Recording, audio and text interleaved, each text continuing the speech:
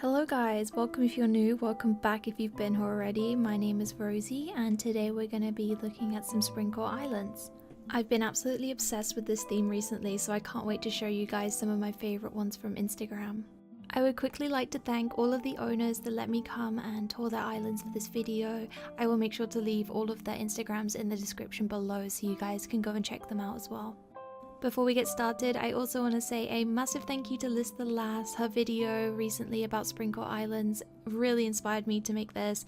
My island was actually featured in that video, so I'll make sure to leave a link in the description to her channel so you can check it out, guys. Other than that, let's get started and get some inspiration. Alright guys, this is the first island we're going to be looking at today. This island belongs to Jess. Her Instagram is AC with Jess, and I will leave that in the description below so you can check out her posts.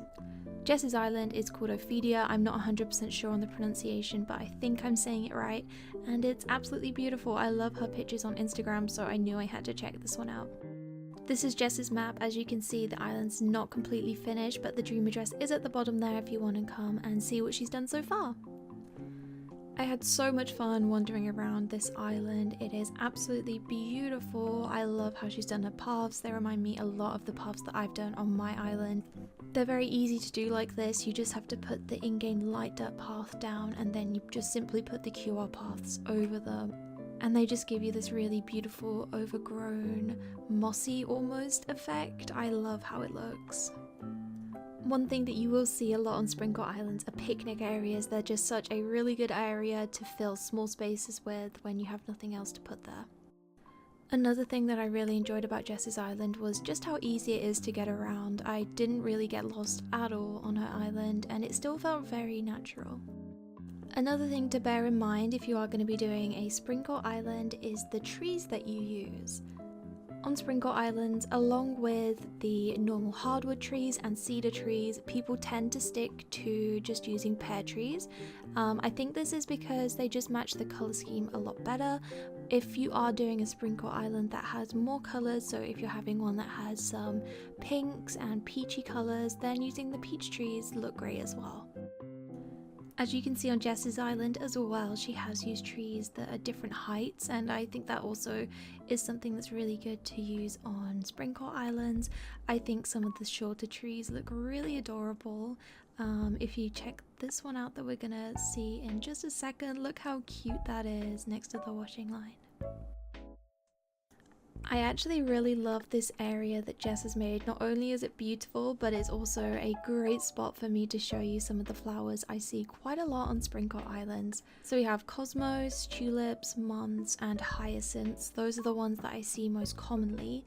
And these are the colours that I also see quite a lot. So we have yellows and whites, greens, and like I said before, some people do choose to use oranges and pinks on their islands. This next island is owned by Rachel. The island is called Sun Dubu and this one is incredible. I love all of the flowers that she has used on this island. You guys will see very shortly what I mean. In her Instagram bio it does say that this is a Springcore / Meadowcore island, and I can definitely see the Meadowcore elements to this island. Again, this island is not 100% complete, but here is the DA and the map in case you would like to visit for yourself. Rachel seems to have set her dream address a bit earlier in the year than Jess. That's why the weeds are a little bit different looking. So Rachel has the winter weeds with the little yellow details on them, whereas Jess had the spring weeds. I don't think I really have a favourite or a preference when it comes to either of these types of weeds. All I know is that I do overall think that the winter weeds, the ones that are on this island right now, I like how they look when they're tall because they have the beautiful yellow flowers just popping out of them. But with the spring weeds, I do really like how you can have little clover on your paths, so it's kind of just whatever your personal preference is. When making picnics on your Springcore Island, if you have a couple of different blanket or rug QRs just like Rachel has, if you overlap them it can look really cute, and again if you have a couple of different designs, the combinations and possibilities are kind of endless, and it just makes the picnic spaces look a little bit less repetitive and a bit more unique.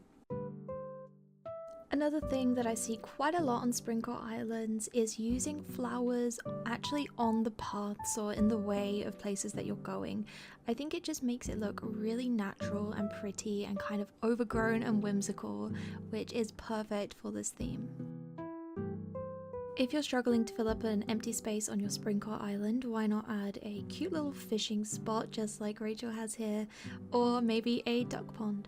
It is a very easy, simple thing to do, but it looks really beautiful, as you can see. While we're on the subject of water, I just wanted to say how beautiful I think single lane waterfalls like this look on Springcore Islands. They are very dainty and absolutely perfect for this theme. So if you're struggling to fill up quite a large area, maybe make a waterfall with some flowers, some trees. You can maybe add a couple of butterfly models as well. The last thing I just wanted to touch on before we move on to the next island is just how versatile plaid and tartan can be in this game. It is absolutely essential for any Springcore Island to have some plaid for picnic blankets and stuff like that, but just remember that you can use them on other things like stools and cushions. This next island we're going to take a look at belongs to one of my closest friends, Honey. This island is called Wisteria, and it is a slightly different take on Springcore than the other islands that we've seen in this video. Rather than just having a very natural kind of Springcore island, Honey has added some really pretty vintage elements to it, so I'm very excited for you guys to have a look at that as well. Here is the map of Wisteria, and the dream address is at the bottom there for you if you want to come and visit. I highly recommend having a look at this one. Honey has actually finished most of the island, so this is going to be the most complete tour that I'm going to show in this showcase. So getting right into it, as you guys can see, Honey uses quite a lot of this brick path around her island as opposed to just having natural green Springcore or traditional Springcore paths. She does use the traditional kind of Springcore path sometimes, as you can see here, but a lot of the time she is using this beautiful brick, and I've actually started to use this brick on my island as well because I fell in love when I saw it on her island. I love this island so much. I think it just shows that Springcore can be very many different things, and you don't just have to stick to a supernatural island. You can also add some elements of other themes like vintage stuff or some cottagecore stuff to make it your own. Another really great idea that you can use to fill up some spaces on your island if you are looking for something like that is to have a tea party or a little tea area like this. I think it looks absolutely adorable. I love all of the food items in game in general. I think they're some of my favorites, so maybe I'm a bit biased, but I think having a tea party is such a great idea. There's a bunch of different food options to choose from and different seats and tables to use, so you can really tailor it to suit your island. Again, the food items can be used in so many different ways. Here Honey has made a beautiful outdoor cafe using the simple panels and a variety of different food options. Like I said, Honey has gone for more of a vintagey Springcore vibe, but I still think it is equally as beautiful as the natural Springcore. If you are going to go for a more vintage Springcore, just like Honey, maybe you could add a canal. This is just absolutely beautiful. Having these three bridges lined up like this is stunning, and it's very unique. I don't think I've actually seen that many people do this on their island. If you are going to mix some other themes with your Springcore, just remember to try and match your flowers to whatever theme that may be. So Honey has been using quite a lot of dark browns and darker colours than more traditional Springcore islands. So she's also added some black flowers and dark purple flowers just to tie it all together. Another great space filler is a marketplace like this. You can even place your favorite custom code dresses here and showcase them to your friends. When walking around Honey's island, I realized how beautiful her terraforming was. She's just absolutely nailed it with this island. She has these gorgeous single lane waterfalls everywhere with the beautiful cliffs and the decorations on top of them. And I also noticed she has quite a lot of these hopping areas, which I've come to really enjoy. I never used to really like them. I used to find them quite annoying, to be honest.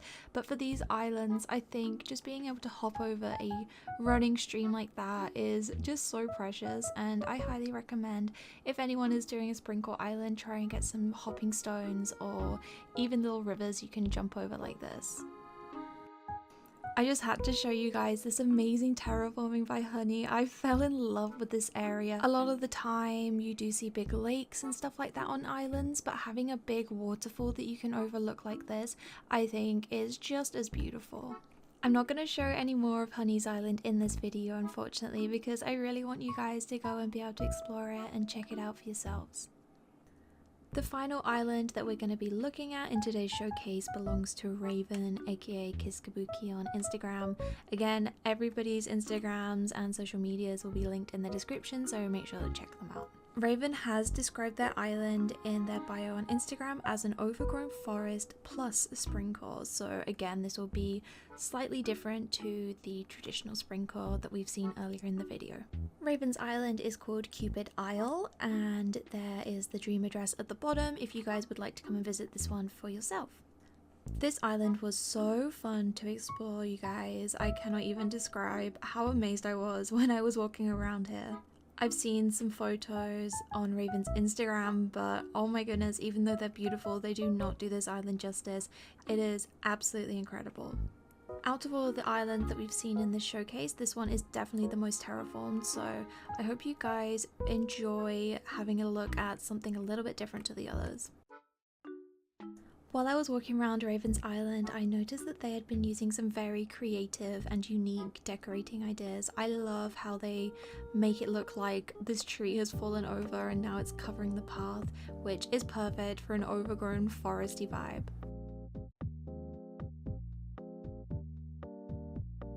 I also noticed that this island is currently at the end of summer, nearing autumn, because the weeds are those tall weeds that kind of look like different wheat crops, and it was just interesting to see that, you know, you can make Springcore work in almost every single season.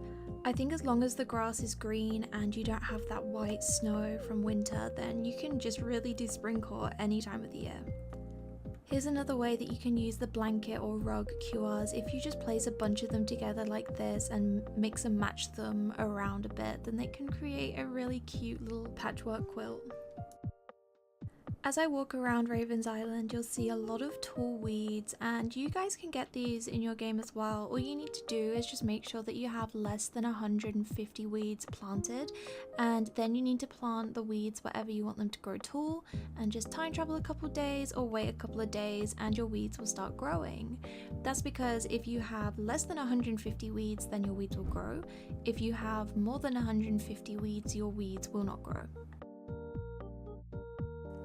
I also want to say how much I love the use of the different kinds of trees on this island. Raven is the only person out of the islands we've seen today that's actually used bamboo, and I'm kind of living for it. It looks so good.